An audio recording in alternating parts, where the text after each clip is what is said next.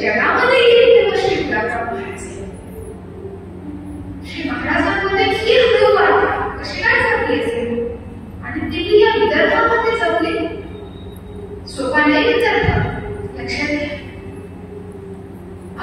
जिल्ह्यातली कोणती सूर म्हणून पाहिजे असं अलीकडे एक मानस आहे लोकांचे. कशासाठी पाहिजे? कारण तिला ताट चाललं वागताय, फक्त ताट चाललं ते वागताय, तिला सर्वच गोष्टी फार उत्तम आणि नीटनेटक्या करताय. विदर्भामध्ये जीवनाचा प्रचंड कस आहे, विदर्भामध्ये जीवनाचा प्रचंड रस आहे आणि म्हणून विदर्भ श्रेष्ठ आहे. ते वेगळं राज्य मानले म्हणतात. महाराजांनी विदर्भाची अत्यंत सुंदर व्याख्या केली. वाचली पाहिजे, महाराज वाचले पाहिजे. काय म्हणतात महाराज? विदर्भ शब्दामध्ये दर्भ या शब्दाचा अर्थ आहे गवत.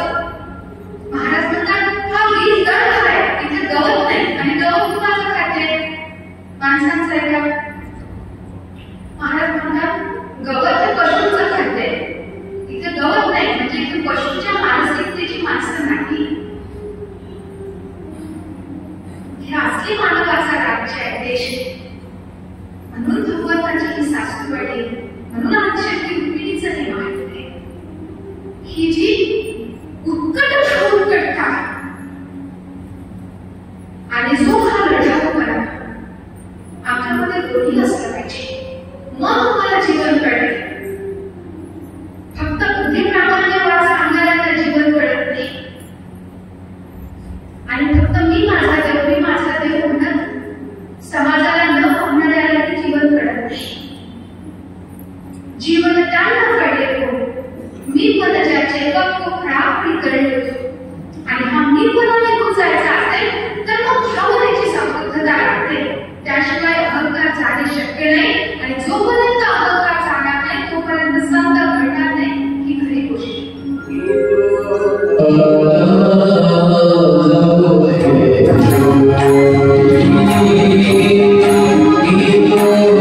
श्री महाराज अंतःकरणाने त्यांच्या आळंदीमध्ये स्थित आहे. आणि ते म्हणतात की आपण लोक जेव्हा आळंदीमध्ये जातो त्यावेळी आळंदी हे का सिद्धक्षेत्र आहे. फक्त ज्ञानेश्वर माऊलींची संजीवन समाधी त्या ठिकाणी आहे म्हणून नाही, तर श्री माऊलींच्या पूर्वी 84 सिद्ध लोकांनी त्या ठिकाणी स्वतः समाधी घेतलेली आहे. प्रत्यक्ष भगवान सिद्धेश्वर त्या ठिकाणी आहे. हा आळंदीचा जो महिमा आहे हा माऊलींना ज्ञान होता आणि म्हणून माऊलींनी आळंदीची निवड केलेली आहे. आळंदी हे नित्य तीर्थ आहे, त्याचा क्षय होत नाही, त्याचा नाश कधीही होत नाही.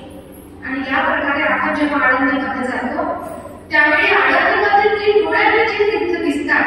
श्री महाराज म्हणतात तिथे डोळ्याला न दिसणारे सुद्धा अनेक तीर्थ आहेत.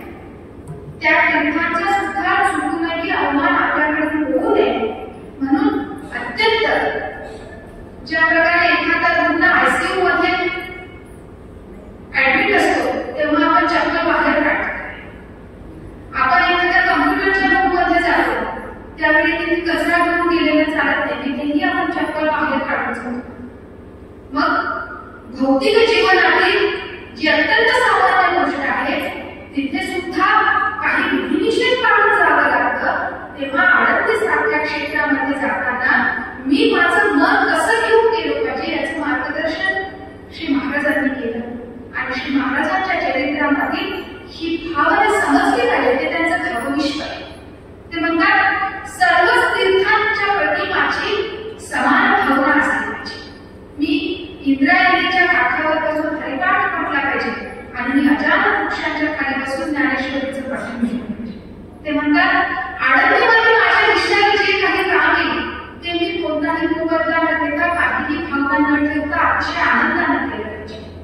मला जे काही शक्य असेल उत्तम गोष्टी लिहिणे त्या मी माऊलींसाठी लिहिल्या पाहिजे. त्याद्वारे माझी सात्विकता वाढते. माऊलींना गरज आहे तेव्हा आपल्या बगीच्यातील संत्रांची मुळीच नाही. परंतु मी आळंदीला जाताना माझ्याजवळ उत्तम संत्री असतील तर मी नेली पाहिजे. श्री महाराज म्हणतात त्याद्वारे तुमच्या अंतःकरणाची सात्विकता आणि मृदुता वाढते. आणि अंतःकरणाची मृदुता आणि भक्तीमध्ये अतिशय महत्वाची. पुढे ते म्हणतात की माऊलींची तिथे होणारी वृत्ती मी एकतर पाहिली पाहिजे किंवा मी स्वतः केली पाहिजे. त्या ठिकाणी अजान वृक्षाचं एखादं पान असेल, हिरवं पान तोडायला नाही सांगितलंय झाडाचं. वाढलेलं पान जर तुमच्या नशिबात अजान वृक्षाचं पडलेलं मिळत असेल तर ते मी घरी आणलं पाहिजे.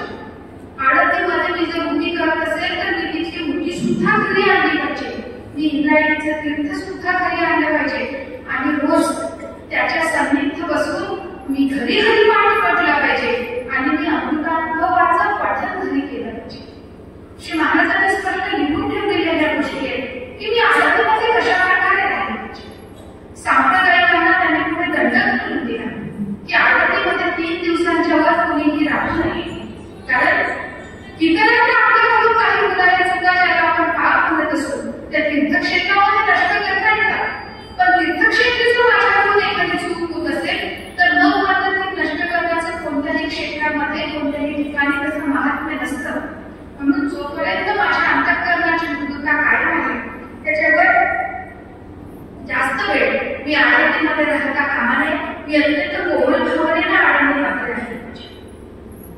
आणि गुरुवारी जर तुम्ही आनंदीमध्ये असाल तर माऊलींची पालखी सुद्धा खांद्यावर घेऊन आपण त्या पालखीसोबत प्रदक्षिणा केली पाहिजे. आनंदीमध्ये मी नगर प्रदक्षिणा केली पाहिजे ते सुद्धा श्री महाराजांनी सांगून दिले. एखादं क्षेत्र का महत्वाचं आहे, त्याचं काय महात्म्य आहे आणि तिथे गेल्यानंतर मी कशा प्रकारचे विधिनिषेध पाळले पाहिजे, कारण आळंदी हे अक्षय ऊर्जावान तीर्थ आहे.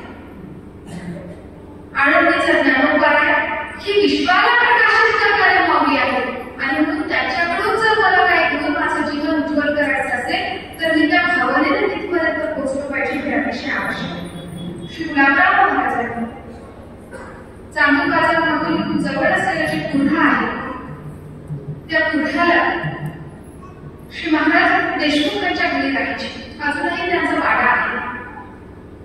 तुकाराम बापू देशमुख त्यांचं नाव. अजून त्यांचे वंशज आहे, त्यांचे पडतू आहे. या ठिकाणी महाराजांना 2 चांदीच्या पादुकांची जोड आणि श्री महाराजांच्या पूजेमध्ये कृष्णमूर्ती हे महाराजांना त्या ठिकाणी पहिल्यांदा मिळाले आणि त्यातील एक पादुकांचा जोड श्री महाराजांनी स्वतःच्या नित्यपूजेसाठी ठेवला. तो ज्ञानेश्वर मंदिरामध्ये अमृतलेला आहे आणि दुसरा पादुकांचा जोड श्री गुलाबराव महाराजांनी आळंदीच्या मंदिरामध्ये दिला. तोही आळंदीच्या मंदिरामध्ये आहे. आपण कधी गेला आणि तुम्ही जर सांगितलं की आम्ही श्री गुलाबराव महाराजांच्या भक्त आहोत, आम्हाला आमच्या श्री महाराजांनी दिलेल्या पादुकांचं दर्शन करायचं आहे तर आळंदीला ते आपल्याला होऊ शकतं.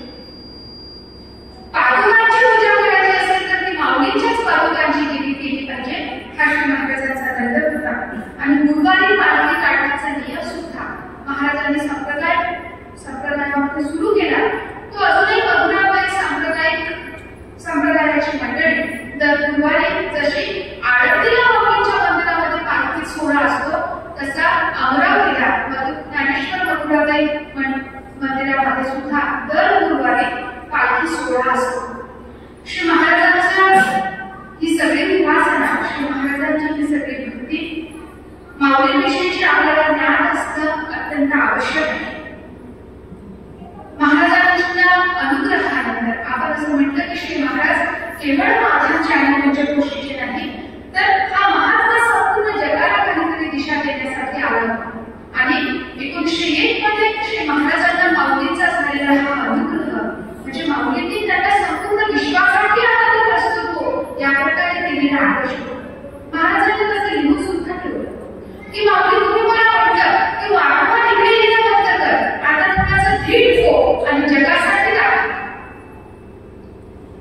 श्री गुलाबराव महाराजांनी त्यापूर्वी वलगावच्या गोपालदास महाराजांकडून दत्तमंत्र घेतला तरी सुद्धा आपण काळच्या सत्रामध्ये पाहिलं. त्यांना दत्तात्रय मंत्राबद्दलची आवड होती, त्यांचं मन कृष्णाकडे खेचत होतं आणि म्हणून नंतर 12 वर्ष महाराज गोपालदास महाराजांकडे कीर्ती पुढे गेले. वास्तविक त्यावेळी गोपालदास महाराज एकदा माधानला जेव्हा आले तेव्हा महाराजांनी त्यांच्या पादुका आपल्या डोक्यावर घेतल्या. गोपालदासांना पालखीमध्ये बसवलं आणि संपूर्ण माधानमध्ये त्यांना पालखीत बसून फिरवलं. त्यावेळी त्यांनी स्वतःच्या गुरूंवर जे काही अभंगांची रचना केली ते अभंगात उपलब्ध आहे. पण पुन्हा एकदा जेव्हा गोपालदासांची आणि श्री गुलाबराव महाराजांची अभंगाला भेट झाली तेव्हा गोपालदासांनी स्वतः सांगितलं की तुम्ही श्रीकृष्ण मंत्राचा जप करा, दत्तात्रय मंत्र सोडून द्या. महाराजांनी ती भावना सुद्धा स्वतःच्या अभंगामध्ये लिहिली की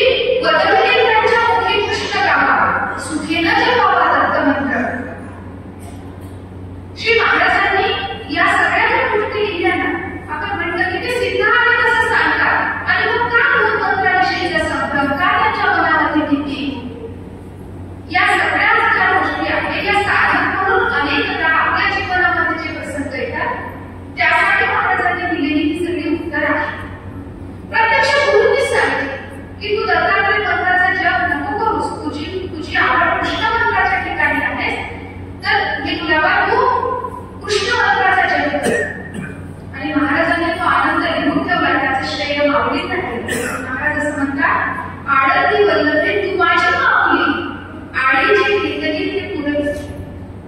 त्या अनंतेश्वरा, माझ्या मनामध्ये जी जी काही गोष्ट येते, माझ्या मनामध्ये जी काही शंका येते, त्या शंकेचं उत्तर तुला न सांगताच तू पूर्ण करतेस. माझी प्रत्येक गोष्ट तुला समजते आणि हे उपासकाचा आणि उपासकाचा, हे देवाचा आणि भक्ताचा नाता हे श्री महाराजांनी आपल्याला दाखवलं. माऊलींनी महाराजांसाठी काय केलं? महाराज असं म्हणतात, चित्ताचे चैतन्य फुलले बाहेर, झाले विश्वाला एकाएकी. श्री माऊलींच्या या अनुग्रहानंतर माझ्यामध्ये जे काही उत्स्फूर्त चैतन्य होतं, सहजपणाने बाहेर आले आणि ते सर्व विश्व एकाकार झाले. सर्व विश्व एक आहे ही अनुभूती मला घडायला लागली. तो हा हृदयाचा आळंदीचा राजा परी नसे पुन्हा सर्व. माझ्या हृदयामध्ये श्री ज्ञानेश्वर माऊली अखंड रूपाने स्थिर झाले. पण याचा अर्थ भक्तीमध्ये दत्त झालं म्हणजे समाजापासून विमुख व्हावं असं आहे का? असं नाही. आपण पाहिलं उडतही जगत तीर्थवे डोळा. ज्या प्रकारे एखादं फळ परिपक्व झालं की त्याचा मोठा वाढत राहतो, एखाद्या झाडाला अनेक फळं आले की तो जसा झुकतो तसा नंबरतो, तसं संतांना सुद्धा ज्यावेळी या परमेश्वरासोबत संत एकरूप झाले आणि ते एकरूपत्व त्यांच्या अनुभूतीला आलं, त्यावेळी ते संत समाजासाठी सिद्ध झाले, ते विमुख नाही झाले. त्यांनी मी माझा देव आणि माझी भक्ती म्हणून माझ्या पुरता माझा कर्तव्य असं संतांनी कधीच केलं नाही. आणि म्हणून योगी अरविंद असं म्हणायचे की मी करत असलेली योग साधना आणि भारत मातेचा स्वातंत्र्य लढा या दोन गोष्टी मला कधीच भिन्न वाटत नाही. म्हणून शिवाजी महाराज म्हणू शकले की स्वराज्य व्हावे ही श्रींची इच्छा. मला जे काही काम लागत असेल माझ्या आयुष्यामध्ये ही भगवंताची इच्छा आहे. श्री महाराज सांगायचे की तुम्हाला ज्या कामासाठी भगवंत योग्य असे ठरवतो ते कार्य तुमच्या वाट्याला येतं आणि माझ्या वाट्याला आलेलं काम हीच भगवंताची खरी पूजा आहे. मग मी शिक्षक असेल तर मी अत्यंत प्रामाणिकपणे आणि जीव गुंतून माझा विद्यार्थी घडवला पाहिजे, हीच माझी भगवत पूजा आहे. श्री महाराज सांगायचे की कर्मापासून मनुष्याला वेगळं करता येत नसेल तर समाजातील श्रेष्ठ पुरुषांची, समाजातील लोकोत्तर लोकांची काय भूमिका असावी की त्यांनी सामान्य लोकांसाठी ते कर्म अतिशय योग्यपणे आचरून दाखवावं. ही समाज भूमिकांची भूमिका आहे. ज्या ज्या क्षेत्रामध्ये मी असेल त्या त्या क्षेत्रामध्ये मी माझ्यामध्ये उत्तम दिलं पाहिजे. आणि त्यांनी सांगितल्याप्रमाणे मी सावली देणाऱ्या झाडासारखं असलं पाहिजे, म्हणजे मी उपयुक्त असलं पाहिजे. हे गुलाबराव महाराजांना अपेक्षित असलेली भक्ती आहे.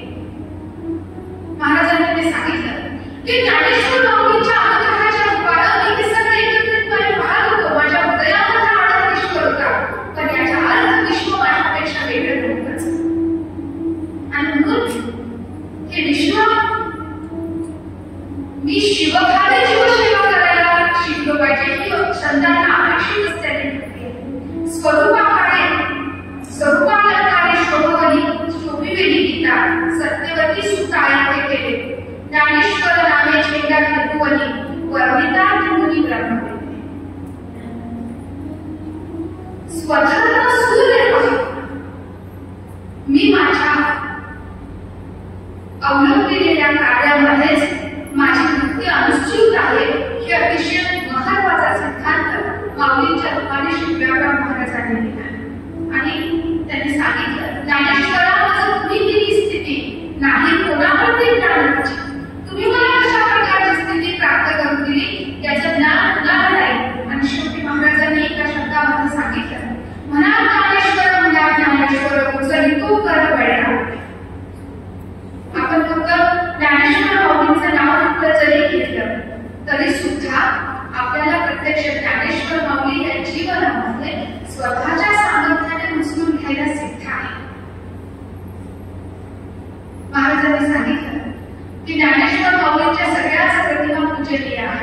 त्यांनी म्हटलं, महिपतींनी ज्या प्रकारे चरित्रामध्ये वर्णन केलं की माऊलींनी नामदेवांना दर्शन दिलं, माऊली एकनाथ बाबांच्या दर्शनामध्ये गेले, ब्राह्मणाला माऊलींनी तुकाराम महाराजांकडे पाठवलं आणि महिपतींनी त्याद्वारे जसं वर्णन चरित्रामध्ये करून ठेवलं त्या प्रकारे पुढे सुद्धा पुन्हा भक्ताला एखाद्या मंदिरासाठी स्वतःसाठी ज्ञानेश्वर माऊलींची मूर्ती घडवायची असेल तर ती त्या वर्णनाप्रमाणे मूर्ती घडवली पाहिजे.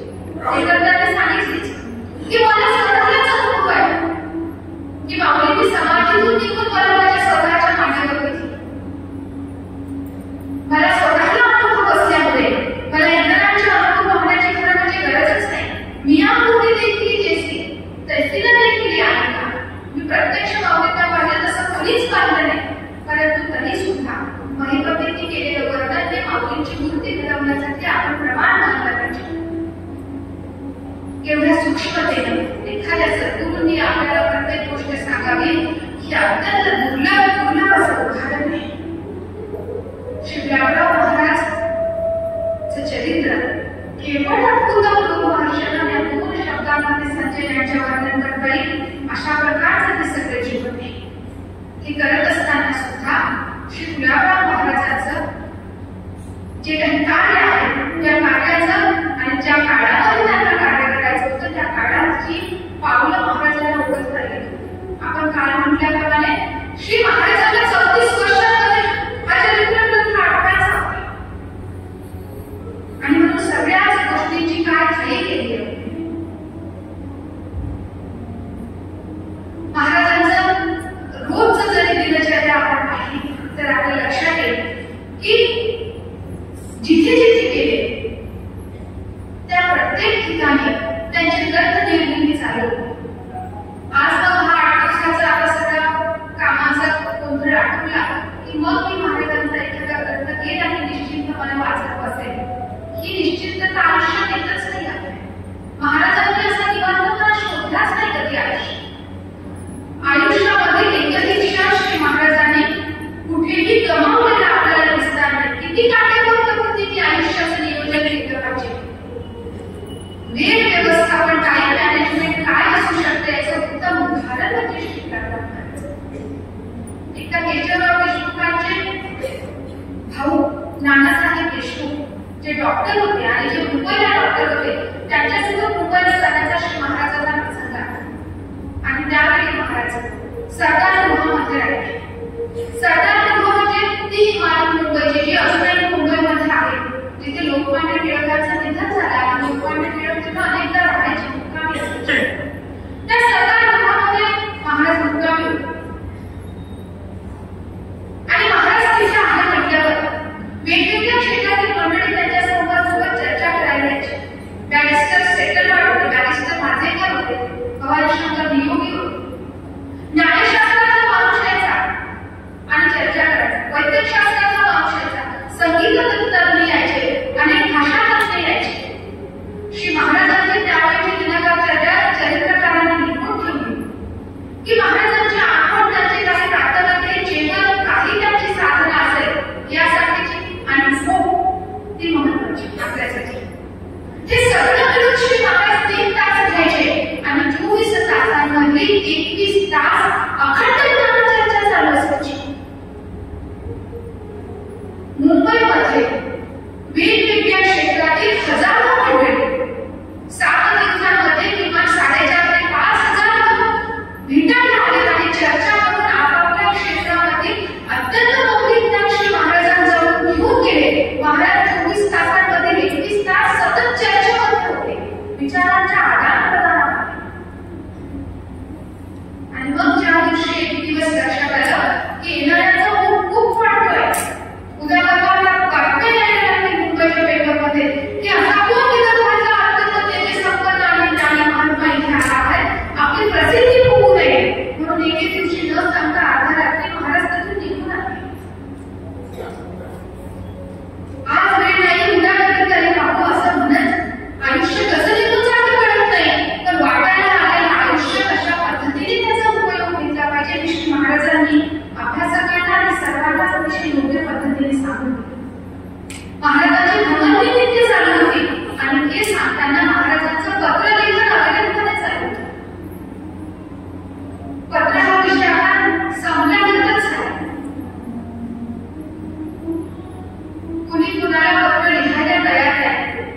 गॅरंटी नाही.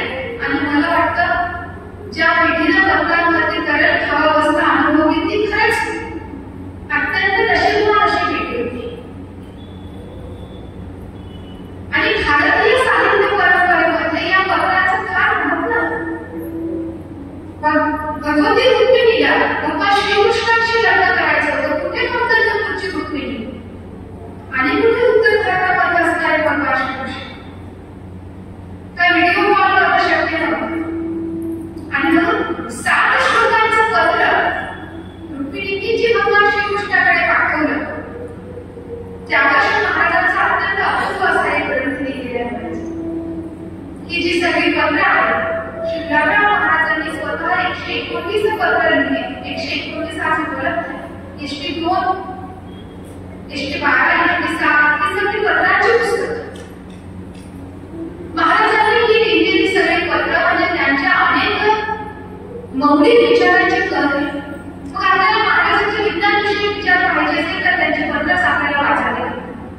महाराजांनी त्यांच्या अक्षर वाङ्मयामध्ये मांडलेल्या अत्यंत महत्वाचे काही विचार आपल्याला ठाऊक असले पाहिजे, कारण आपल्यावर श्री गुलाबराव महाराजांच्या नावाचा शिक्का आहे. ज्या पुस्तकावर पत्र येतं त्याचा ठपका त्याच्यावर असतो. म्हणून आपलं वरून जे काही पत्र आलंय आपल्या नावाचं त्यावर जो काही ठपका मारला गेलाय त्याला आपली इच्छा असो गर नसो त्याच्यावर गुलाबराव महाराजांचा शिक्का बसलाच बसले. हे पत्र कुठे जरी फिरलो तर तुम्ही ओळखले याच नावाने चालल्या. म्हणून नाण्याचा का होईना पण त्यांच्या तुमच्या गोष्टी तरी माहीत असते. श्री महाराजांनी विज्ञानविषयी जो काही विचार मांडला हा अतिशय महत्वाचा आहे. ते असं म्हणायचे की विज्ञानाच्या बाबतीत या देशामध्ये सध्या 2 विचार प्रवाह आपल्याला दिसतात. ते कुठल्याही बाबतीत दिसतील, ते विज्ञानाच्या दिसतील, धर्माच्याही बाबतीत दिसतील. श्री महाराज असं म्हणायचे की एक तर विज्ञान ही गोष्ट अध्यात्मामध्ये नाही असं म्हणणारे लोक आहेत.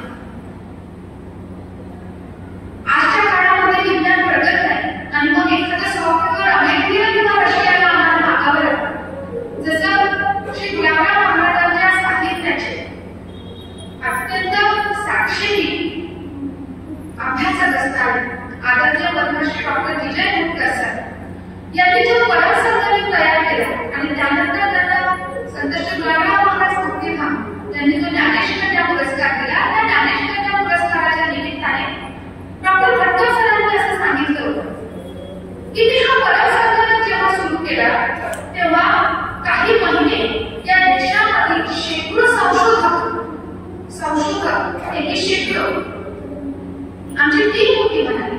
आम्ही रात्रंदिवस झोपलो आणि आम्ही हा परमसंगम का तयार केला तर भारताला रशियाला आणि अमेरिकेला काही तंत्रज्ञान मागितलं. या दोन्ही देशांनी ते नाकारलं आणि म्हणून तेव्हाच्या पंतप्रधानांनी आम्हाला आवाहन केलं की काय या देशातील असा कोणी वैज्ञानिक आहे जो अशा प्रकारचं तंत्रज्ञान या देशामध्ये निर्माण करू शकतो. आणि आम्ही ते आता स्वीकारलं. हे स्वीकारल्यानंतर मी माझ्या शेकडो संशोधकांच्या टीमसह अनेक दिवस रात्र प्रयोगशाळेमध्ये काम करत होतो. आणि आमच्या अपार मेहनतीनंतर या प्रकारचा हा परमसंगम सुपर कॉम्प्युटर आम्ही तयार केला. हा सुपर कॉम्प्युटर तयार केल्यानंतर काही दिवसातच माझ्या लक्षात आलं की आम्ही जे काही तंत्रज्ञान निर्माण केलं आहे हे तंत्रज्ञान 2 दिवसानंतर जुनं होणार आहे. आणि त्यामुळे विदर्भाच्या शेवटच्या छोट्याशा खेळात जन्माला आलेला परंतु स्वतःच्या विद्वत्तेनं आणि व्यासंगानं देशामध्ये सर्वात मोठं नाव मिळवणाऱ्या मुक्कर सरांनी सांगितलं की त्यावेळी मी अत्यंत दिग्मूढ झालो. मी विचार केला की अरे संशोधकांच्या महिनाभराच्या मेहनतीनंतर जर तंत्रज्ञान दुसऱ्या दिवशी शिळ होत असेल तर मग हे जगामध्ये असं काय आहे जे नित्य नूतन असतं, जे कधीच कालबाह्य होत नाही, जे येणाऱ्या हजारो पिढ्यांसाठी तेवढंच नूतन आहे, तेवढंच ऊर्जादायी आहे असं काय असू शकतं. आणि माझ्या या अनुभवानं मला संत साहित्याकडे वळवलं आणि मग माझ्या हातामध्ये श्री गुलाबराव महाराजांचं साहित्य पडलं. मी झपाटलं तर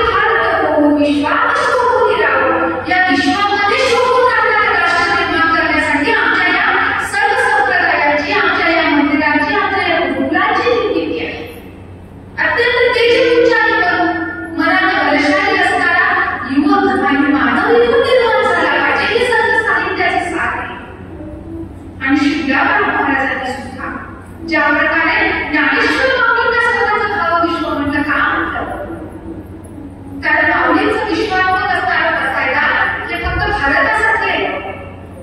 ज्या प्रकारचा विश्वमानव आज आपल्याला अपेक्षित आहे. आणि का भगवद्गीतेला शुक्राराव महाराजांनी की जगाचं पायवर होईल असं म्हणजे हे समजून घेतलं पाहिजे.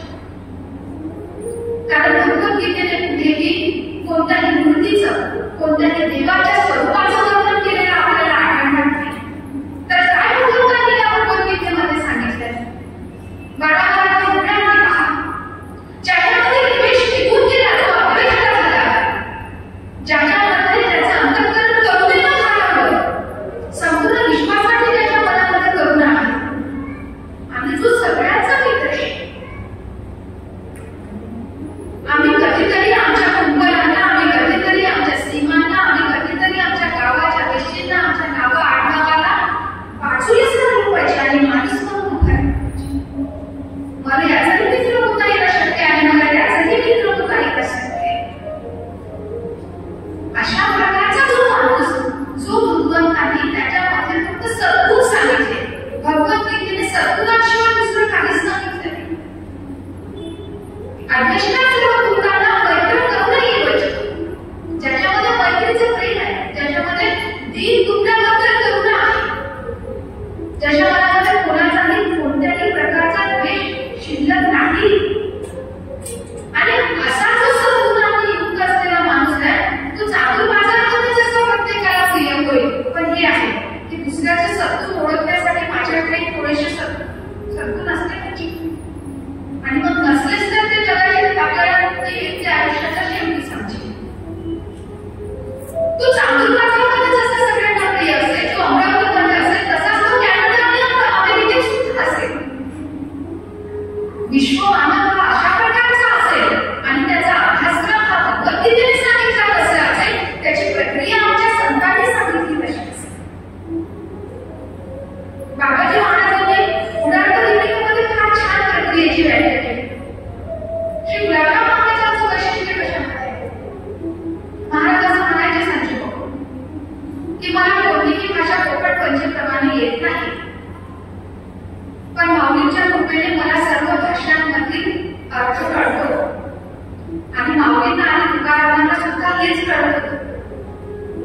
आपण असं म्हणतो की श्री गुलाबराव महाराजांचं वैशिष्ट्य असं आहे की महाराजांनी ज्ञानाच्या अनेक क्षेत्रामध्ये विविध प्रक्रिया सांगितल्या. आपल्याला प्रक्रिया म्हणजे कळत नाही.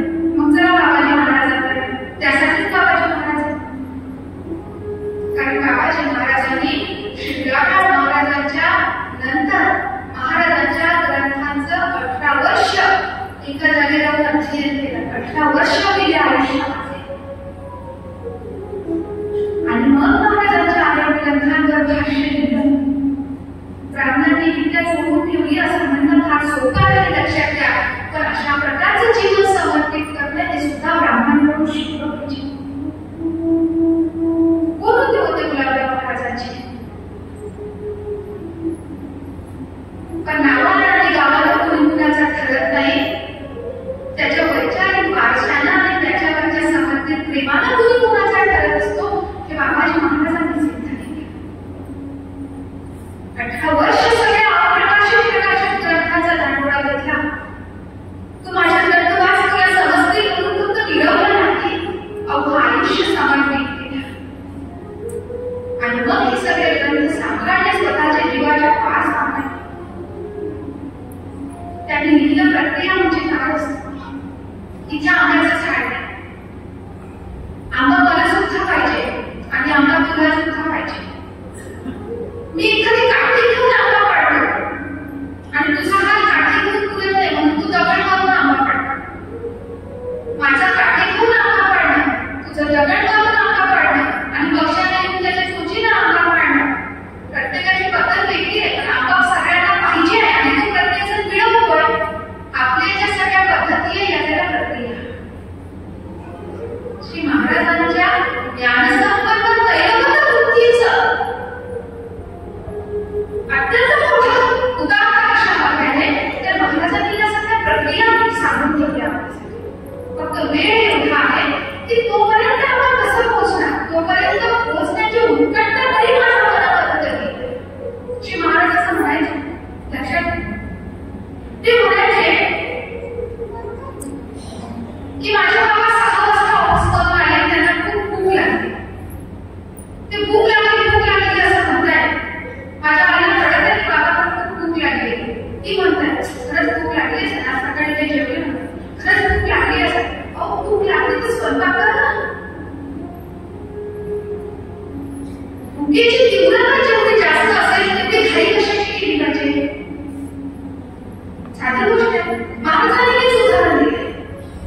की खूप तेव्हा शंकर आहे जेव्हा पोटात जाऊन खास जाते आणि खास तेव्हा जाते की जेव्हा स्वयंपाकाची घाई होते.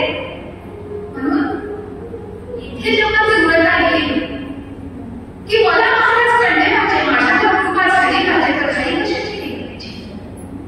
श्री महाराज म्हणतात फक्त भूक लागली आहे असं तुम्ही म्हणत असाल तर त्या कोणत्याही गोष्टीचा काही उपयोग नाही.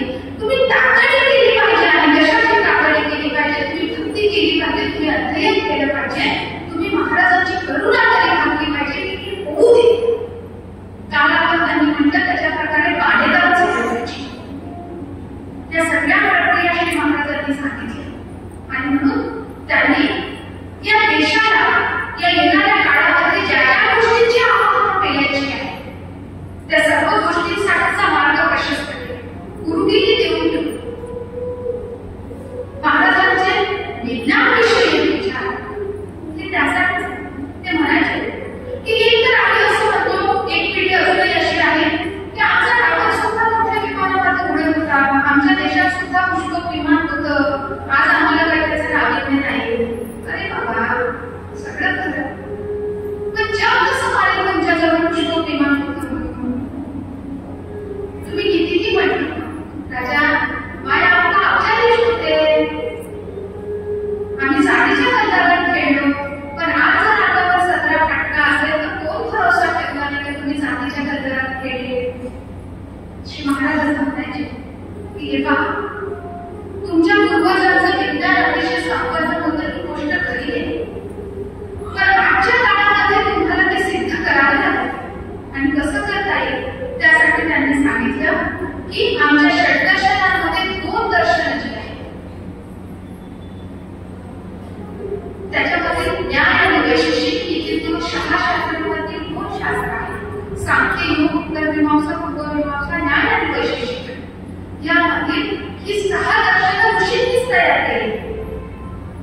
आणि विज्ञानामध्ये कोणती प्रमाणं चालतात, दहावीपर्यंत आपण सगळेच विज्ञान शिकलो, दहावीनंतर अनेक जण नाही शिकलो, पण विज्ञानामध्ये प्रत्यक्ष प्रमाण आणि अनुमान हे 3 प्रमाणं चालतात. ज्ञानाच्या क्षेत्रामध्ये काही प्रमाणं मानली जातात, जसं इतिहासाचं प्रमाण, प्रत्यक्ष प्रमाण. हा ग्लास आहे का, हो आहे का, माझ्याकडे दिसतोय माझ्या बाजाराला बघितलं प्रत्यक्ष प्रमाण. तिथे काहीतरी धूर निघतोय, कसा निघत असेल, कदाचित आग असेल लागली, ते त्याला अनुमान प्रमाण. अशी विज्ञानाच्या ज्ञानाच्या ह्याच्यामध्ये काही प्रमाण. श्री महाराज असं म्हणायचे की ज्ञान आणि वैशेषिक या 2 शास्त्रांचे जे काही ऋषी आहेत हे गौतम, अक्षय आणि कणप या प्रकारचे ऋषी आहेत. आणि या 2 शास्त्र विषयांसाठी प्रत्यक्ष आणि अनुमान 2च प्रमाण चालतात. श्री महाराज असं म्हणायचे लक्षात घ्या की कणामध्ये जे काही ऋषी होते ते ऋषी सुद्धा या 2च प्रमाणांना मानणार होते. आपण ज्या आज म्हणतो की आम्हाला सर्व गोष्टी सिद्ध करून दाखवल्या पाहिजे, ते मुलं पाहिला असा आपण आज विचारतो. पण तुम्ही विचारणाऱ्याची जी फॅशन आहे ती फार अलीकडची नाही. या देशात जुनीच आहे, या देशात नवीन काहीच नाही. कणा ऋषी फक्त कल मानणारे होते, म्हणजे अणु मानणारे होते, म्हणजे ऍटम मानणारे होते. त्यांनी त्या पलीकडे काही मानलं नाही. ते कल करतच त्यांनी त्यांचा देह ठेवला. म्हणजे मी देव काही मानत नाही, मी फक्त विज्ञानाला मानतो असं म्हणणाऱ्याची परंपरा भारताला नवीन नाही, ती अत्यंत प्राचीन आहे. आणि असं कोणी म्हणत असेल तर आपण त्याचा केस सुद्धा करण्याची गरज नाही. आपण समजावं की तिथे आपण पूर्वजांचं चालत आलेला वारसा आहे. महाराज असं म्हणायचे यामध्ये न्याय आणि वैशेषिक हे जे 2 ग्रंथ आहेत ते संस्कृत भाषेमध्ये आहेत. संस्कृतच्या अभ्यासकांनी याचा अभ्यास करून हे भाषांतरित केले पाहिजे. आणि आज जे लोक विज्ञान म्हणजे सायन्स शिकतात या लोकांनी या संस्कृतमधून याला इंग्रजी आणून ही सगळी जे सिद्धांत आणि तत्व आहे ते अभ्यासलं पाहिजे. कारण मूळ विज्ञान जे मानलं जातं ते भौतिकशास्त्राला मानलं जातं. आणि आज जे सगळं भौतिकशास्त्र आहे ते भौतिकशास्त्र या 2 शास्त्रांमध्ये आहे, न्याय आणि वैशेषिक. महाराजांनी स्पष्ट सांगितलं गरज आहे का हा शास्त्र वाचण्याची मुळे चुकी. श्री महाराज असं म्हणायचे की वैशेषिक शास्त्र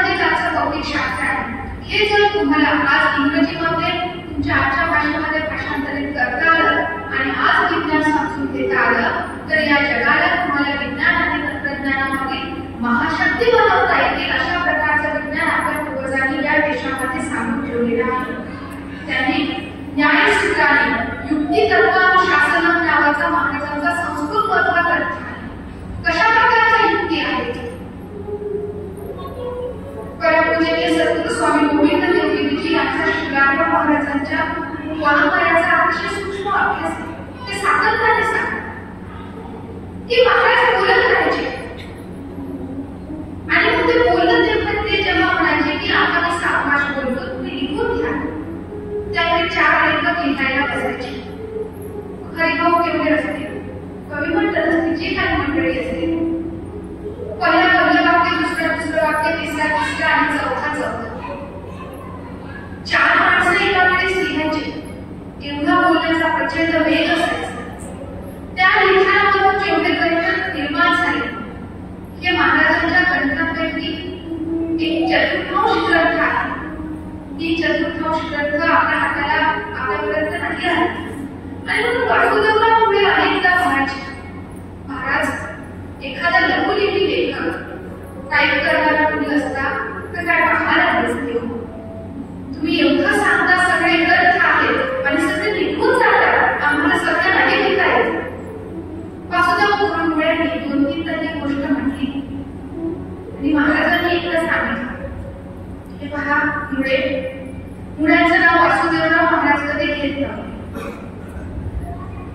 त्याचं त्यांच्या भावनेचं कारण वेगळं होतं. कारण त्यांच्या पतीरूप कृष्णाचं नाव वासुदेव होतं आणि नवऱ्याचं नाव घेऊ नये अशी 8च्या काही वर्षापर्यंतची प्रथा होती.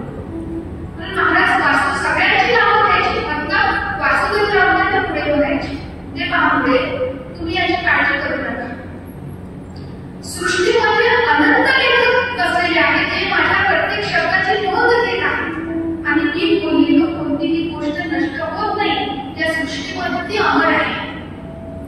महाराजांनी सांगितलं की शब्द नष्ट होत नाही आणि या सृष्टीमध्ये असलेला शब्द परत कसा मिळवता येऊ शकतो, अशा प्रकारच्या काही युक्ती तत्वानुशासन या ग्रंथामध्ये महाराजांनी सांगितलं. अशा प्रकारच्या अध्ययन स्वामी गोविंद देवगिरीजींनी करून आपल्या पुढे मांडलं. परंतु हे आयुष्य इतकं अल्प होतं की या प्रकारच्या अनेक ग्रंथ अपूर्ण राहिलेले आहेत. युक्ती तत्वानुशासन हा अपूर्ण राहिलेला ग्रंथ. न्यायसूत्राने या प्रकारचे काही ग्रंथ या महाराजांनी प्युअर सायन्सवर लिहिलेले ग्रंथ आहेत. आणि म्हणून त्यांनी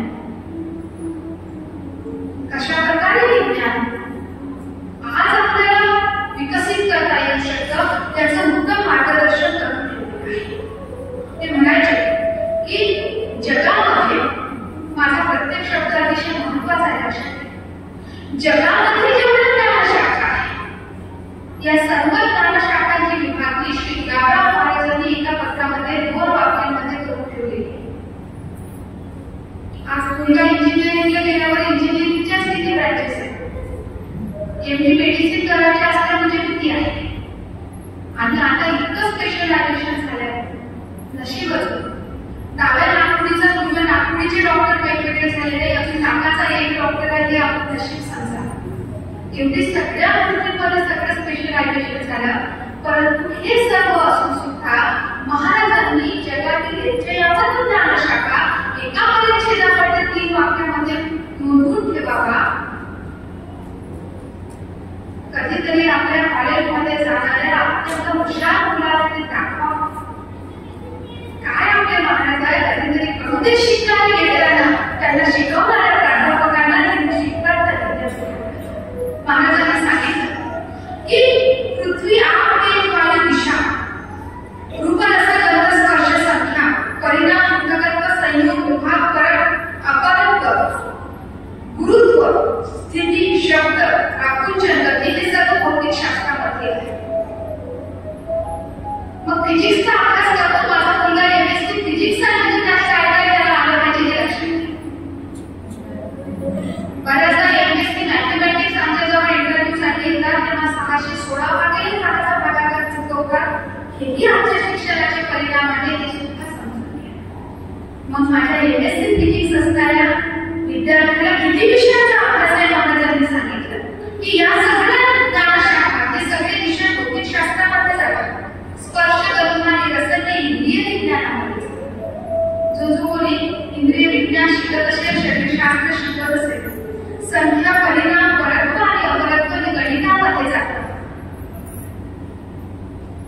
आणि या तीनच्या पलीकडे विज्ञानामध्ये कोणताही विषय पुरत नाही, ना गणितामध्ये कोणता विषय पुरतो. संपूर्ण विज्ञान आणि गणित महाराजांनी अतिशय सुंदर त्याची विभागणी करून टाकली आणि विचार केला की तुमच्या देशात गणितामध्ये फार शोध लावले नाही, या भारतामध्ये गणित अत्यंत मागास होतं. महाराजांनी कोणी म्हणणार आला माझ्यासमोर म्हणाले की तुमच्या इथे लाखाच्या वर कोटीच्या वर जाणारी संख्या नव्हती. महाराजांनी म्हटलं अरे भागवतामध्ये 10व्या स्कंदात एक श्लोक येतो आणि त्यामध्ये नष्टे लोक द्विपरार्था वसने असा एक त्या श्लोकामध्ये चलन. द्विपरार्था वसने म्हणजे परार्थाच्या वर गणित करण्याची आज्ञा मोजण्याची. एकच दशक, शतक, हजार, दशक, दशलक्ष, कोटी, दशकोटी, अब्ज, दशाब्ज, वर्म, खर्व, निखर्व. महाराजांनी सांगितलं जोपर्यंत माणसाच्या मेंदूची मोजण्याची शक्ती आहे तोपर्यंत गणितामध्ये मोजता येतं. हे भारतानं श्रीमद भागवतापासून सांगितले आणि कोणत्या परार्थाच्या वर गणित करण्याची परंपरा भारतामध्ये नाही. गर्व से कहो म्हणून फक्त थांबले. लक्षात घ्या, गर्व से कहो पण कोणत्या गोष्टीत गर्व आहे बाबा तुला ते तरी सांग, सिद्ध करून दाखव. कारण मुक्तीने वाटून देण्याचा माझा वाटा आहे हे तर शिवराव महाराजांनी आयुष्यामध्ये सोडलेच नाही. त्यांना चुकलो इकडे ठोकणारे आहेत आणि ती तर सगळ्या जगामध्ये गरजेचं आहे की माझ्या ऋषींनी जे काही म्हटलं त्याचे ते शब्द आणि शब्द खरा आहे ते सिद्ध करण्यापासून मला दुसरं कामच नाही. म्हणून म्हटलं अरे जोपर्यंत माणसाच्या मेंदूची क्षमता आहे तोपर्यंत गणित मोजता येऊ शकतं. धातूबद्दल बोलले की सोनं कितीही दाखवा, कारण आपल्या अंगातील अंगठीत दाखवा त्याची राख होते का. म्हणून महाराज म्हणाले की धातूमध्ये मेटलमध्ये अभ्यास करणाऱ्यांना ऑक्साईड अजून सापडलेला नाही आणि आधुनिक रसायनशास्त्रामध्ये सिद्ध केले. लक्षात घ्या, महाराजांच्या काही चरित्रामध्ये एखादी घटना आली, एका चरित्रामध्ये नाही आली, पण डॉक्टर असं जोशींनी लिहिलेल्या चरित्रामध्ये हा उल्लेख की माथारला केशवराव पांडे राहायचे आणि केशवराव पांडेंना शिवराव महाराजांनी सोनं कसं तयार करता येते यासाठी ते महाराज वाचले होते. काय हवं या सोन्याचे ग्रॅमचे पहा आणि मग केशवराव पांड्यांना महाराजांनी सांगितलं. त्यांना काका म्हणायचे महाराज, ते गोदूजी बापूंच्या वयाचे होते. त्यांचं घर श्री महाराजांच्या घराजवळच होतं. केशवराव पांडे सोनं कसं तयार करतो ते सांगतो. महाराजांनी सांगितलेल्या प्रक्रियेनुसार केशवरावांनी केलं, सोनं तयार झालं. आता तरी वाचलं पाहिजे की नाही महाराजांना. आणि पुढे महाराजांनी सांगितलं काका पुढील आयुष्यात जर असा प्रयोग तुम्ही पुन्हा केला तर तुमचं निर्मोक्ष होईल. कुठे सुरू करायचं कुठे बंद करून टाकायचं की त्यांच्या एवढं चांगली अजून तरी कुणाला कळत नाही. परंतु धातू या क्षेत्रामध्ये काय संशोधन होऊ शकतं याचं उत्तम मार्गदर्शन त्यांनी सांगितलं. प्रकाश म्हणजे लाईट ही अतिशय महत्वाच्या संज्ञा विज्ञानामध्ये आहे. त्यांनी सांगितलं की न्यायशास्त्राला त्याला द्रव्य मानलं आणि भौतिकशास्त्राच्या मूळ संकल्पना जी म्हणून तुम्ही फिजिक्सची माणसं आहेत ना त्यांच्यापर्यंत फक्त गुलाबराव महाराजांचा हा विचार केला पाहिजे. संस्कृतच्या अभ्यासकांनी मदत केलं पाहिजे आणि काय मोठी तळमळ की महाराजांना लक्षात ठेवावं. श्री महाराज असं म्हणायचे की आस्तिक आणि नास्तिक सर्वांनी एकत्र घ्या. स्वामी समर्थाला म्हणा की स्वामी विवेकानंदांना म्हणा, कुणाला माना मगर नका मानू. गुलाबराव महाराज असं म्हणायचे की अहो सायंटिफिक धर्म कशाला विचारतात, सायंटिफिक शास्त्र विचारा आणि माझ्या सगळ्या तरुण मित्रांनो एकत्रित या आणि या देशाच्या विज्ञान तंत्रज्ञानासाठी काम करा. नागपूर सारख्या मोठ्या शहरांमध्ये या प्रकारचे रिसर्च इन्स्टिट्यूट तयार झाले पाहिजे असं श्री महाराजांना वाटायचं. कोण म्हणतात संतांनी या देशाला टाळून अत्यंत विचित्र विचार, अत्यंत लढण्याची प्रेरणा संतांनी जे महाराष्ट्राला दिली ते अतिशय खरं आहे. महाराज असं म्हणायचे की अशा प्रकारच्या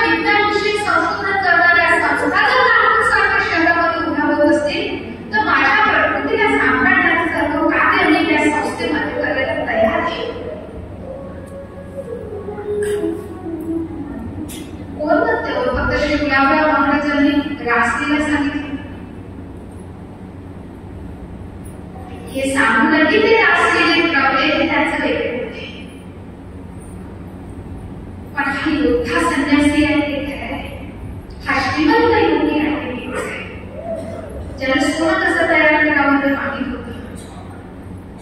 आणि तरी सुद्धा जो महात्मा या देशाच्या विज्ञान प्रक्रियेसाठी काम करायला तयार होता, ही या देशातील संतांची अपूर्वत्व आहे. आणि आपल्या भाग्याला असं सद्गुरू आपल्याला लागलं ते आपल्या अतिशय मोठं भाग्य आहे. ते असं म्हणायचे, महाराजांनी ती परखडता फार दुर्लभ आहे, फार दुर्लभ आहे. आपण किती दूर दूर मागतो. आपली महिलांपेक्षा सगळ्यांनीच मला चांगलं म्हटलं पाहिजे, तर नोबेल देणार आहे आपल्याला कोणी.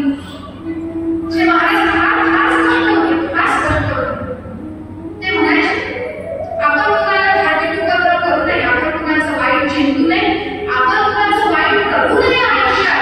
आणि मग तुझ्या बाबाला घाबरण्याची मुळीच गरज नाही.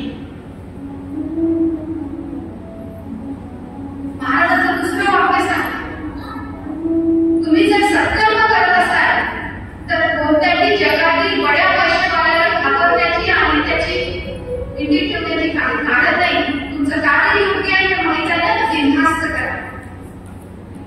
शिवलाभराव महाराजांनी ती स्पष्टता आणि संतांच्या भूमिकेवर श्री महाराज असं म्हणायचे की झोपेला समाधी म्हणून बोलत असणाऱ्या वेदांच्यापेक्षा नास्तिकाचं खोटं बोलणं कधीही चांगलं नाही. मी भक्तीचा आणि गुरुगिरीचा वेश जर घेत असेल आणि समाजाला फसवत जर असेल तर गुलाबराव महाराज म्हणून टोकल्याशिवाय राहणार नाही. गुलाबराव महाराजांनी ज्या प्रकारे विज्ञानाबद्दल स्वतःची कळकळ व्यक्त केली ती येणाऱ्या काळामध्ये देशाला अत्यंत उपयुक्त ठरेल हे खरं आहे. या न्यायशास्त्राच्या मदतीने या देशाचं भौतिकशास्त्र जेव्हा विकसित होईल तेव्हा अपार विज्ञान परंपरा या देशाची शिवलाभराव महाराजांना शतशः त्यांचा आभार मानेल आणि त्यांना शतशः नमन करेल. भविष्य काळात हे लक्षात. मामासाहेब देवळस म्हणून एक त्यांचे स्नेही होते. त्यांनी त्यावेळी विज्ञानामध्ये एमएससी ची डिग्री मिळवली होती. मामासाहेब देवळसांना महाराजांनी पत्र लिहिलं. म्हणाले, तुम्ही विज्ञानामध्ये अतिशय मोठी पदवी मिळवली. तुम्ही एमएससी झाला तर लक्षात घ्या, या पदवीचा उपयोग फक्त स्वतःचं पोट भरण्यासाठी करू नका. या पदवीचा उपयोग करून सामान्य माणसाच्या उपयोगी पडेल असं काहीतरी संशोधन करा मामासाहेब, म्हणजे तुमच्या शिकण्याला काहीतरी अर्थ येईल. मी बीएड व्हावं, एमएससी व्हावं, मी एमबीबीएस एमडी व्हावं, माझ्याकडून जीवनामध्ये माझी भीड ठेवण्याशिवाय एकासाठी फुलं होऊ नये. महाराजांनी सांगितले की शिक्षण उपयोगाचं नाही, शिक्षण हेच उपयोगाचं जे समाजाच्या उपयोगामध्ये येतं. तेव्हाच आपल्या या सगळ्या डिग्रीचा अर्थ आहे. शिक्षित असणाऱ्या लोकांसाठी श्री महाराजांचं हा अतिशय मोठा महाराजांचा संदेश आहे. आणि ते असं म्हणायचे की तुम्ही जर असं म्हणत असेल की आमच्या वेदांमध्ये हवेचा मंत्र येतो म्हणून आमच्या लोकांना या प्रकारचा सगळा शोध होतो. केसरीमध्ये आर्यांचा हवाविषयक शोध असा एक लेख आला होता आणि मग त्यांनी वेदांमधील वायूचे स्तुती करणारे मंत्र दिले. महाराज म्हणाले हा वेळपटपणा नका करू. काही ईट काही काय भानुमतीने कुंबड्या थोडा अशा प्रकारे स्वतःचं विज्ञान सिद्ध करू नका. ते म्हणायचे, अरे प्रत्येक पिढीला त्याचं कर्तृत्व स्वतः सिद्ध करावं लागतं आणि वैयक्तिक प्रसिद्धी जरी होत असेल एखाद्या गोष्टीत तरी सुद्धा अशा प्रकारे कुणाचं नाव होत नसतं. यासाठी त्यांनी जगदीशचंद्र बोसांच्या ग्रंथाचा दाखला केला. ते म्हणाले की माझ्या आर्य ऋषींनी सांगितले या प्रकारे मी हे संशोधन केलं ते बोसांसारखी लोक म्हणतात. बोसांनी सांगितलेला response in limited divinity is तुम्ही वेदांतामध्ये चैतन्य म्हणण्याचं कारण नाही. कुठलाही अर्थ कुठे जोडून भारतीय किती मूर्ख होते हे सिद्ध करायला जाऊ नका. खऱ्या अर्थानं अध्ययन करा आणि कुळाच्या नावाकरता परंपरागत सचुली दाखवावी लागते. तेव्हा ते कुळ येणाऱ्या हजारो पिढ्यांना सन्मार्गदर्शकाचं ठरतं. वैयक्तिक फायदा जर पाहत असाल तर भारतीय परंपरेचं नाव होणार नाही. शिवराव महाराज हे अत्यंत तेजसंपन्न प्रज्ञावान अत्यंत श्रेष्ठ वैज्ञानिक या देशामध्ये आहे. नागपूरला त्यांचं जाणं येत असायचं. तिथं मॉरिस कॉलेज आहे अजूनही. तर प्रियनाथ मुखर्जी नावाचे कलकत्त्याजवळ धर्मादा नावाचं एक छोटंसं खेळ आहे. प्रियनाथ मुखर्जी तिथले होते. ते मॉरिस कॉलेजमध्ये विज्ञान शिकायचे. महाराजांची ज्ञानवंत लोकांसोबत फार काही आणि महाराजांची प्रेमवंत लोकांसोबत सुद्धा फार काही. प्रियनाथ मुखर्जींना एक छंद होता. ते काय करायचे की विज्ञानामध्ये जी नावं येतात ना त्याच्यासाठी त्यांना संस्कृत शब्द कोणता असेल हे शोधायचा त्यांना आवड होती. एक दिवस ते गॅल्व्हॅनोमीटरसाठी काहीतरी शब्द शोधत होते. त्यांना सापडत नव्हते. की महाराज गेले. त्यांनी विचारलं महाराज गॅल्व्हॅनोमीटर तो कुछ नहीं कहता. महाराजांनी दुसऱ्या क्षणी सांगितलं सदर्पण तडित प्रवाह मापक यंत्र म्हणजे गॅल्व्हॅनोमीटर. त्यांच्या आग्रहावरूनच महाराज कलकत्त्याला 8 दिवसांसाठी गेले होते. सगळीकडे मासुळी होती म्हणून महाराज कलकत्त्याच्या 8 दिवसाच्या मुक्कामामध्ये केवळ दूध पिऊन राहिले. पण मुखर्जींचं कॉलेजमध्ये पटलं नाही. मुखर्जींनी ते कॉलेज सोडलं. परंतु त्यांची आणि महाराजांची मैत्री कायम राहिली. असा ज्यांच्या धर्म समन्वय हा करता वेगळाचा तत्पंत कोर हा असीम प्रज्ञा. काय प्रज्ञा असू शकते. पाहायचं असेल तर फक्त शिवराव महाराजांना पाहिजे. आणि काय प्रेम असू शकतं. काय भाव असू शकतो. या सर्वच वैचारिक मांडणीत सुद्धा मग कधी कधी ज्ञानेश्वराच्या या कथेला आळंदीची आठवण यायची आणि काळजी पडायची की माझ्या माऊलीजवळ रोज येणारे लाखो लोक आहेत. तिला या लेखीची तरी आठवण येत असेल की ती तिच्या सगळ्या विश्वाच्या कल्याणातच कटून गेलेली असेल. निरोप तरी कुणाला द्यायचा. ते एखाद्या चंदन पात्राला असं म्हणायचे की बाबा रे आळंदीला जा आणि विचारू नये की कधीतरी मनाच्या मनात तरी या लेखीची आठवण करत जा. तिची विचारपूस करत जा की बायक विदर्भासारख्या इत्यादी प्रदेशामध्ये तू राहतेस. तू बरी आहे की नाही. त्या चंदन पात्राजवळ श्री महाराजांनी पाठवलेला माऊलीसाठी दिलेला निरोप आपण सुद्धा थोडा ऐकू.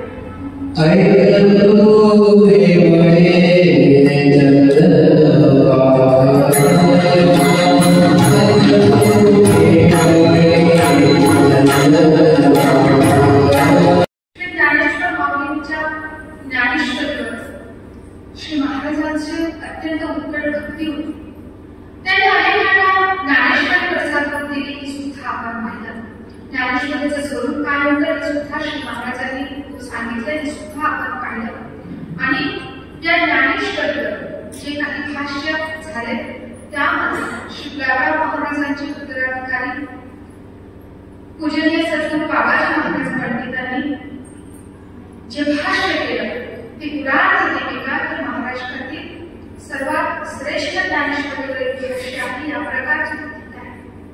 श्री महाराजांच्या अपार कृपा प्रसादाने बाबाजी महाराजांनी ज्ञानेश्वरीचा दिलेला हा अर्थ अत्यंत उत्कृष्ट आणि कशा प्रकारे प्रबंधांची रचना असेल त्याची. शिवराव महाराजांचं साहित्य सुद्धा उत्कृष्ट प्रबंध कसं असलं पाहिजे याचं एक उत्तम उदाहरण. माऊलींच्या ज्ञानेश्वरीवर माऊलींच्या संपूर्ण वाङ्मयावर ते चांगलं 65 असेल किंवा अमृतानुभव असेल यासोबतच श्री महाराजांची माऊलींच्या समाधी संजीवन समाधीबद्दल जी काही निष्ठा होती ती सुद्धा श्री महाराजांच्या आणि माऊलींच्या उत्तर अनुभवना वारकरी संप्रदायाने प्रत्येक उपासकाला ठाऊक असली त्यांची.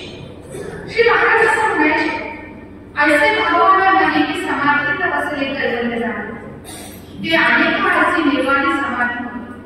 तुम्ही जर आनंदीला जात असाल किंवा नसाल जात श्री माऊलींची समाधी पाहत असाल तर प्रत्येकाने मनामध्ये निश्चित करून ठेवावं की प्रत्यक्ष ज्ञानेश्वर माऊलीच त्या ठिकाणी आहे. अनेकांची मृत्यूनंतरची जशी समाधी असते ती समाधी म्हणजे ज्ञानेश्वर महाराजांची समाधी नाही. माऊलींची समाधी म्हणजे साक्षात माऊली आहे हा अखंड विश्वास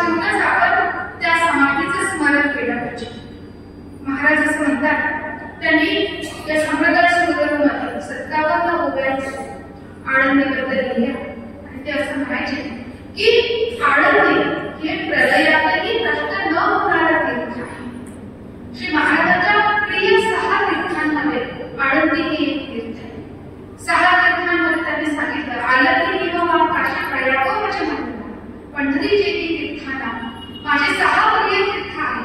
प्रयाग, ब्रजमंडल म्हणजे वृंदावन, काशी आहे, हिमालयामध्ये असणारे सरस्वती क्षेत्र, पंढरपूर आणि आळंदी ही महाराजांची प्रिय 6 तीर्थ आहे. स्वमत निर्णयामध्ये त्यांनी अनेक गोष्टी अत्यंत सूत्र आणि स्पष्ट रूपाने सांगितल्या. श्री महाराज असं म्हणायचे की आळंदी माझं माहेर आहे आणि आळंदीमध्ये तुम्ही जर लोक जात असाल तर कोणत्या भावनेनं गेलो पाहिजे हे अतिशय महत्वाचं. ते म्हणायचे जेवढा वेळ संसारी तेवढी करावी आळंदी वेळ. आयुष्याचा जितका वेळ प्रपंचामध्ये आपला जातो तेवढाच वेळ आळंदीमध्ये गेलो पाहिजे. मग तुम्ही म्हणाल का कामधंदे सोडून द्यायचे. श्री महाराजांनी सांगितलं, अरे रोजचा लेकरासाठी भाजी पोळी स्वयंपाक जरी करत असू आणि शेतावर किंवा ऑफिसमध्ये जाऊन आपलं काम जरी करत असू तरी माणसाला रोज मनानं मात्र आळंदीमध्ये जाता येऊ शकतं.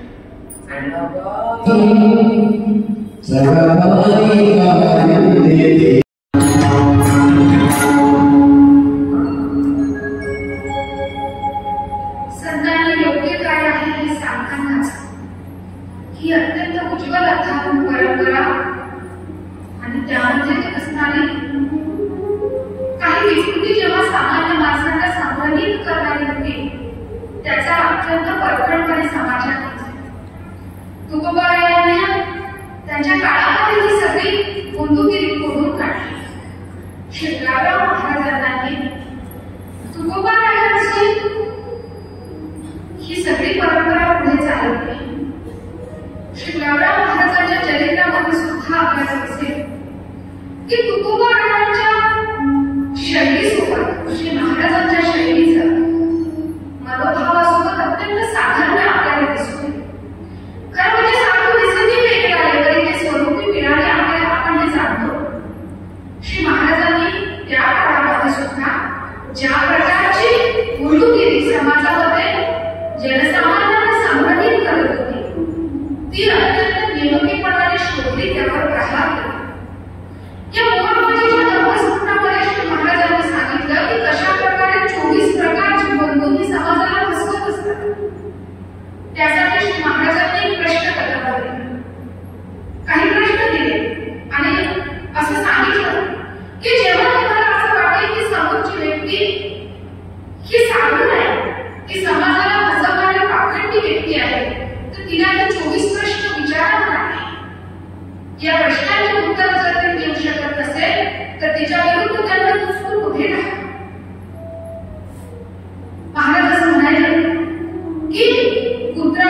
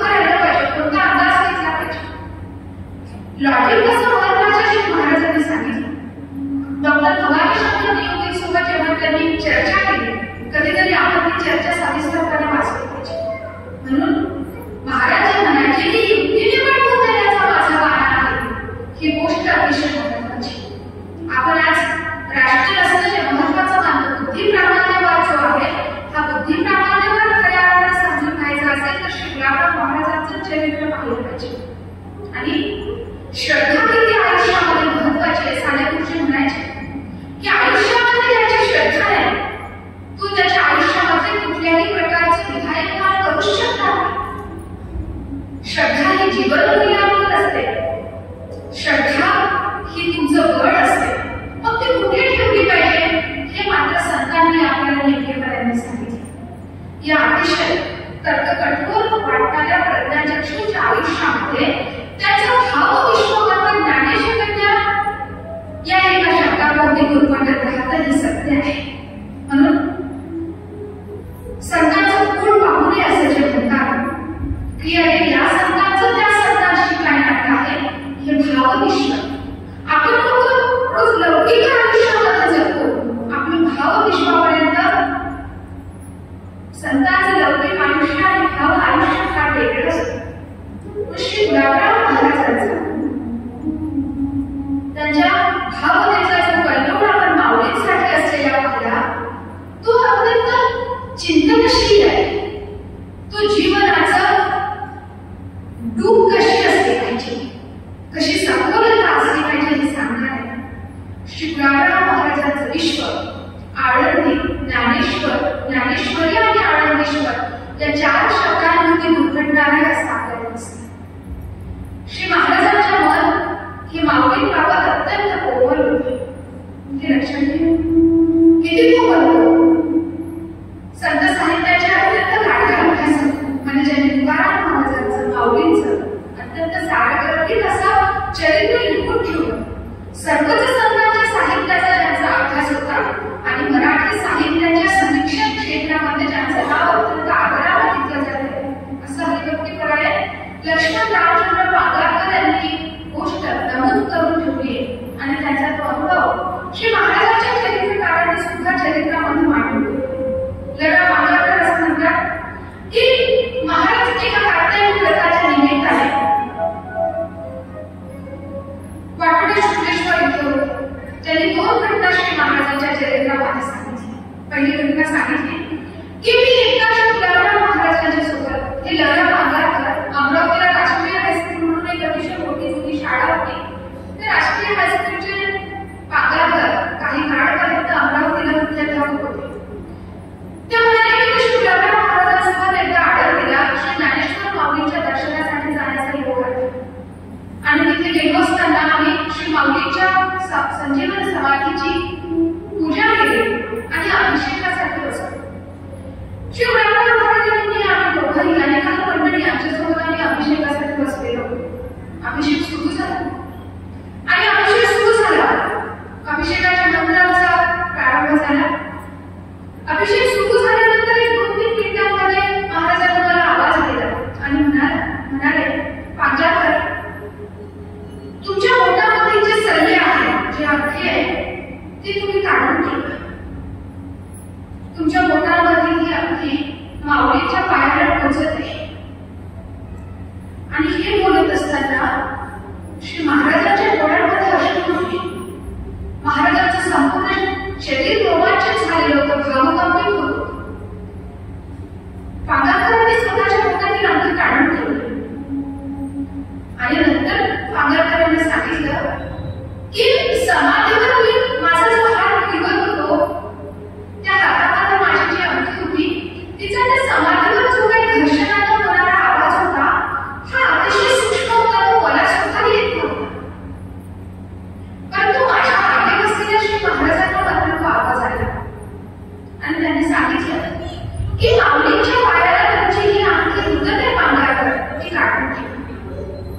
खरंतर पांगारकर हे स्वतःच अत्यंत कोमल अंतःकरणाची व्यक्ती होते.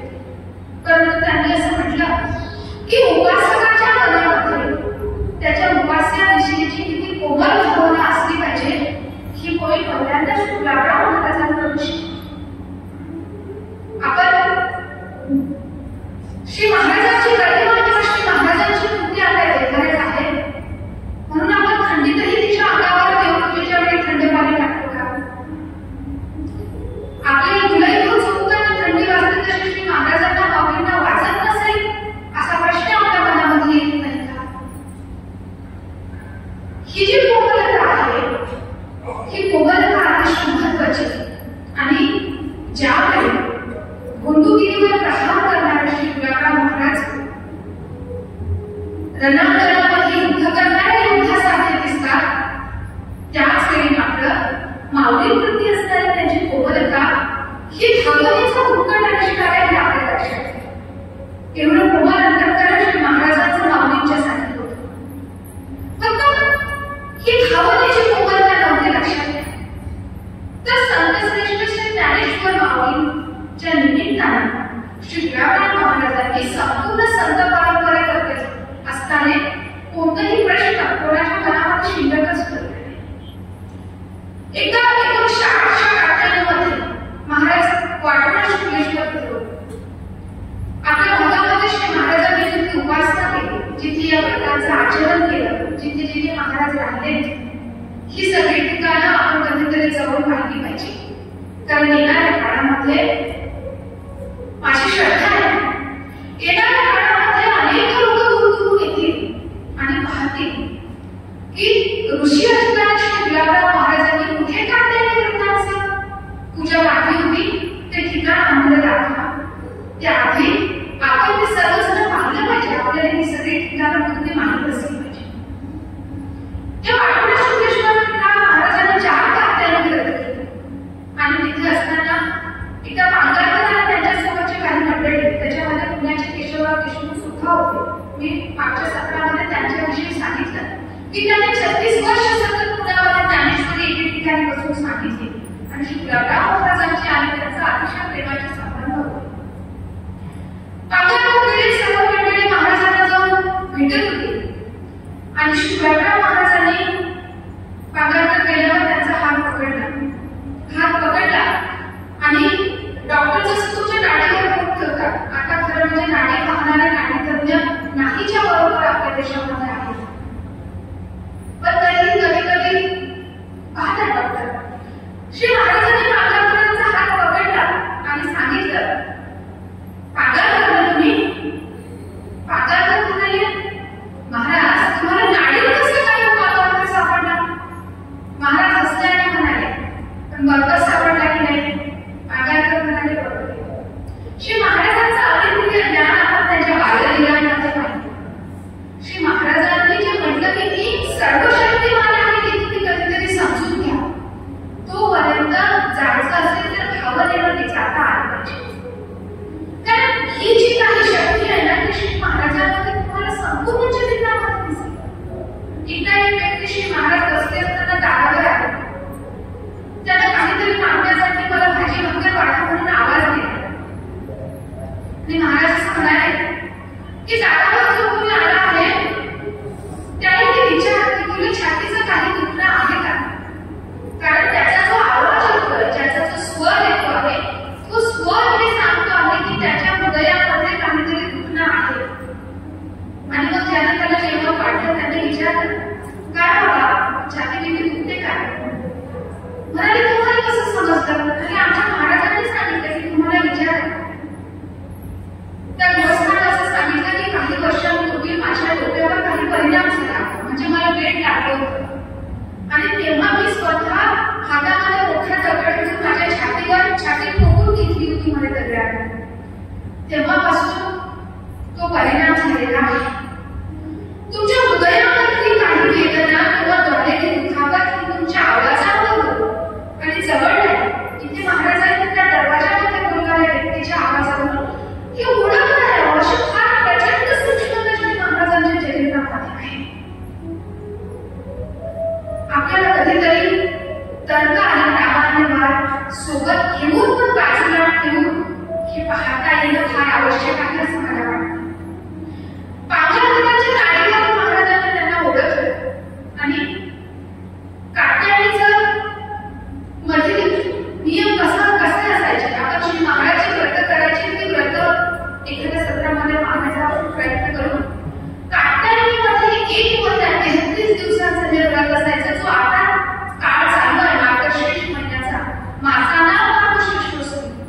भगवंताने विभूती योगामध्ये सांगितलं 10व्या अध्यायामध्ये गीतेच्या की मी कोण आहे, माझी विभूती कशामध्ये आहे. त्यामध्ये भगवान श्रीकृष्ण असं म्हणतात की महिन्यामध्ये ती मार्गशीर्ष महिना माझी विभूती आहे. हा मार्गशीर्ष महिना आहे आणि याच महिन्यामध्ये प्रत्यक्ष भगवान श्रीकृष्ण मला प्रतिरूपात प्राप्त व्हावा म्हणून गोपींनी जी काही कात्यायनी व्रत केलं होतं त्याचं आचरण श्री तुकाराम महाराज गोपी भावाने करायचे. त्या कात्यानीमध्ये ज्ञानचर्चा असायच्या, त्या कात्यानीमध्ये ग्रंथांचं लेखन असायचं. या कात्यायनी प्रकारामध्ये श्री महाराजांनी सर्व मंडळी बसले असताना असं म्हणतात की आज तर वस्तू फ्रेश आहे, प्रसन्न आहे, मला तुम्हाला काहीतरी सांगायचं आणि विषय तुम्ही द्या. पांगारकरांनी लिहून ठेवलं की महाराज प्रसन्न असतात म्हणजे स्वतःची मान खात हलवायची. ती त्यांना सवय होती आणि ती लहानपणापासूनची सवय होती, कारण त्यांच्या मनाचा प्रसन्नता त्यांना कधी सोडून गेलीच नाही. भगवद्गीतेमध्ये जसं म्हणतात की माणसाच्या मनाची प्रसन्नता हा भगवंताचा खरा प्रसाद आहे. दुःख येतील जातील, सुख येतील जातील, पण या सर्व प्रवासामध्ये ज्याला प्रसन्न राहता आलं, जसं अमृत प्यायल्यानंतर एखाद्याला भूक आणि तहानच लागणार नाही, त्या प्रकारे मनाची प्रसन्नता असल्यावर तुम्हाला जीवनातील दुःख आणि विषय जाणवणारच नाही, हे भगवंताचं प्रतिपादन आहे.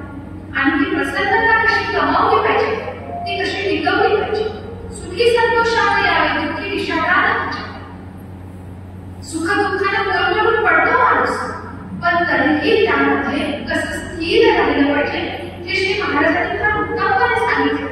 आणि म्हणूनच 9व्या महिन्यात डोळे, 4थ्या वर्षी आई, 24व्या वर्षी पत्नी आणि अत्यंत अल्पायुष्य असणाऱ्या श्री तुकाराम महाराजांनी हा जीवन म्हणजे आनंद कल्लोळ करून टाकला. आणि त्याचे 21 अपेक्षित नोट सुद्धा आपल्याला दाखवले की बाबा फार काय गहन अभ्यास करू नको, मी सांगतो तेवढ्या 4 गोष्टी कर, म्हणजे आयुष्यभर तुला आनंदी राहता येईल. हे खरं आहे. आणि मग आता आपण सगळ्या जगामध्ये सुरू आहे, कोणत्या देशाचा हॅपीनेस इंडेक्स जास्त आहे हे शोधण्यामध्ये सगळ्या विचारवंतांचं लक्ष आहे. तो भूतानचा आहे असं मागच्या वर्षी लक्षात आलं. भूतान हा काही अमेरिकेसारखा श्रीमंत देश नाही, पण भूतानचे लोक खूप आनंदी आहे असं म्हणतात. आणि मग तो त्या देश जर आनंदी राहू शकतो, तर जिथे आपण प्रत्यक्ष आनंदाचाच अंश आहोत हे सांगताना सगळी परंपरा कशी पडली, त्या लोकांना आपल्याला काय वाटले. श्री महाराजांनी पांगारकरांना विषय विचारला आणि पांगारकर म्हणाले की महाराज, हे विश्वच माझे खरं, ऐसी मती जयाची स्थिर, लोकनाथराच्या आपणाची जाहिरात, ही उभी आपल्या सर्वांना ठेवते. या विषयावर तुम्ही आम्हाला काहीतरी मार्गदर्शन करा. महाराज म्हणाले ठीक आहे. तो महाराजांनी परत 10-20 वेळा हात मान हलवले आणि ते बोलायला त्यांनी सुरुवात केली. ते कशा प्रकारे बोलत गेले याचे शब्दशः वर्णन त्यावेळी पांगारकर मुमुक्ष नावाचं एक वर्तमानपत्र चालवायचे. जसं टिळकांचं केसरी प्रसिद्ध होतं, असं पुण्यामध्ये पांगारकरांचा मुमुक्ष हे वर्तमानपत्र अतिशय प्रसिद्ध होतं. त्या मुमुक्ष मध्ये पांगारकरांनी ही घटना लिहून ठेवली. त्यांनी म्हटलं की 100 महाराजांनी मंगलाचरण केलं आणि 100 मोबाईलमध्ये त्यांनी मागील मुलीचा या मुलीसोबत कसा काय अर्थ आहे ते पटवून दिलं. आणि 1 प्रहरमध्ये म्हणजे 3 ते 3.5 तासांमध्ये श्री महाराज माऊलींच्या एका गोबीवर 1000 गोळ्या श्री महाराजांनी म्हटल्या. कशा म्हटल्या? मनन धनत रचल्या किंवा रचत रचत म्हटल्या असं सांगतात. इथे उपस्थित असणाऱ्या प्रत्येकाला भगवत ज्ञानेश्वरी वाचली आहे हे मला ठाऊक, ती गोबी पण काय. अजूनही कॉलेजमध्ये आम्ही विचारतो कारण ज्ञानेश्वरी कोणत्या भाषेत आहे, तर मराठीच्या अनेक प्रासिकांमध्ये ती संस्कृत मध्ये आहे असं उत्तर मिळतं. की अभिजात मराठी म्हणणाऱ्या आपल्या लोकांचा सुदैवी दुर्दैव करत नाही, परंतु गोबी हा प्रकार आता प्रत्येकाला ठाऊक आहे. 3.5 तासांमध्ये 1000 रुपयांचं गोबीबद्ध प्रवचन श्री गुलाबराव महाराजांनी माऊलींच्या या एका ओळीवर केलं. पांगारकर पुढे लिहितात त्यापेक्षा महत्वाचा लक्षात, गोबीताई कशी होती? सामान्य गोबी होती का? मुलीच नाही, ती साहित्य गुणयुक्त होती.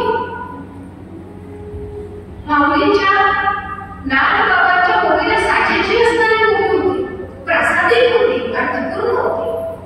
मी अत्यंत अचंबित झालो म्हणाले. माझ्यासोबत काही मंडळी आली होती, ती पांगारकरांनी ग्रॅज्युएट असा शब्द वापरला. त्यांच्यापैकी काही ग्रॅज्युएट झालेले होते, आता ग्रॅज्युएट 1000 होते. तेव्हा ते सांगतात थांबले. त्याची एक शंका घेतली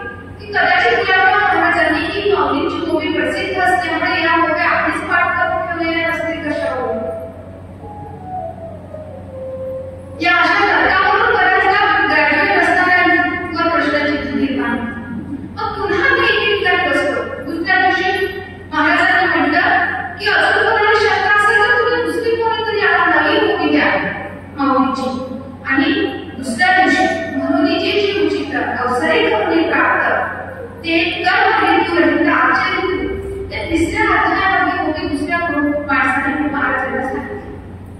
पुन्हा पहिल्या दिवशी सारखाच प्रकार झाला आणि दुसऱ्या दिवशी 700 ओव्यांचं ओवीबद्ध प्रवचन श्री महाराजांनी माऊलींच्या या तिसऱ्या अध्यायात वेळेवर सांगितल्या गेलेल्या ओवीवर केले. पांगारकरांनी म्हटलं की त्या दिवशी मला प्रत्यय आला की आम्ही जे म्हणतो की एकनाथ तुकारामांनी, नामदेव तुकारामांनी हजारो अभंग कसे काय केले असतील. तुकाराम महाराजांची आणि नामदेव रायांची जी शतकोटी अभंगांची प्रतिज्ञा होती ती कशी काय पूर्ण झाली असेल. खरं तर या लोकांचं आयुष्य सुद्धा तेवढं नव्हतं. एकनाथ महाराज भागवतावर अनेक ओव्या कसे काय बोलत गेले असतील आणि माऊलींनी ज्ञानेश्वरी कशा प्रकारे सांगितली असेल. माऊली बोलत होते आणि सच्चिदानंद बाबा लिहून घेत होते. श्री गुलाबराव महाराजांची भावना पांगारकरांना उत्तर देताना अशी होती की पांगारकर लक्षात घ्या, मी माऊलींचं आहे असं म्हणवणारा माझ्यासारखी छोटीशी व्यक्ती जर वेळेवर एका ओवीवर हजारो ओव्यांचं ओवीबद्ध प्रवचन जर मी करू शकत असेल तर प्रत्यक्ष श्री ज्ञानेश्वर माऊलींना अशा प्रकारे ज्ञानेश्वरीची ग्रंथ रचना करणे, एकनाथ महाराजांना अशा प्रकारे नाथप्रबंधाची रचना करणे आणि नामदेव तुकारामादी संतांना अशा प्रकारे हजारो अभंगांनी अभंगगाथा समृद्ध करणे ही गोष्ट अशक्य वाटणारी नाही. ज्ञानेश्वर माऊलींचं नामस्मरण.